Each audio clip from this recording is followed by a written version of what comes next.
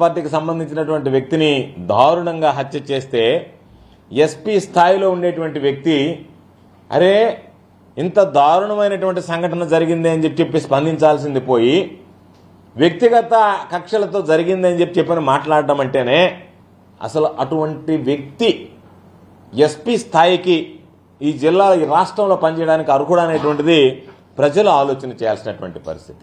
ఒక పక్క పల్నాడు జిల్లాలో శాంతి భద్రతలకు తీవ్రమైనటువంటి విఘాతం కలుగుతుంది. ఏమాత్రం పట్టించుకోకుండా రెచ్చగొట్టేటువంటి విధంగా ఈరోజు అధికారులు ప్రవర్తించడం, పోలీసు అధికారులు దురదృష్టకరమైనటువంటి సంఘటన. చివరికి రాష్ట్రంలో రాజ్యసభ సభ్యుల స్థాయి కలిగినటువంటి వ్యక్తులు, రాజ్యసభ సభ్యులు, లోక్సభ సభ్యులు, ఆ స్థాయి కలిగినటువంటి వ్యక్తుల మీదనే దాడులు జరుగుతున్నాయి. సాక్షాత్ ఈరోజు రాజంపేట లోక్సభ సభ్యుడైనటువంటి మిథున్ రెడ్డి గారు పొంగనూరుకు వెళితే అక్కడ ఉన్నటువంటి మాజీ లోక్సభ సభ్యుడు రెడ్డప్ప ఇంటికి వెళితే ఒక మాజీ లోక్సభ సభ్యుడి ఇంటికి ప్రస్తుత లోక్సభ సభ్యుడు వెళ్ళి పొంగనూరులో జరిగినటువంటి దాడులకు సంబంధించినటువంటి బాధితులతో మాట్లాడుతూ ఉంటే నువ్వు పొంగనూరు రావడానికే వీలు లేదు అని చెప్పని వెంటనే తెలుగుదేశం పార్టీకి సంబంధించినటువంటి వ్యక్తులు ఈరోజు అక్కడ వాళ్ళ మీద నేరుగా దాడి చేయడం జరిగింది. పోలీసులు మీకన్నా బ్రహ్మాండంగా ఫోటోగ్రాఫర్ పాత్రలో పోషించారు.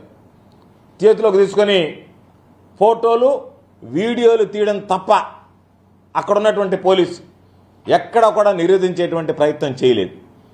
కాబట్టి పోలీసులు ప్రేక్షక పాత్ర వహిస్తూ మౌనంగా ఉంటే వీళ్ళు ఎవరి ప్రోద్బలంతోనో ఒక లోక్సభ సభ్యుడి మీద దాడికి వస్తే పోలీసులు కనీసం నిలువరించలేకపోతే చివరికి వ్యక్తిగత భద్రతా సిబ్బంది 3 రౌండ్లు కాల్పులు జరిపి వాటిని అదుపులోకి తీసుకురావాల్సినటువంటి దురదృష్టకరమైనటువంటి సంఘటన.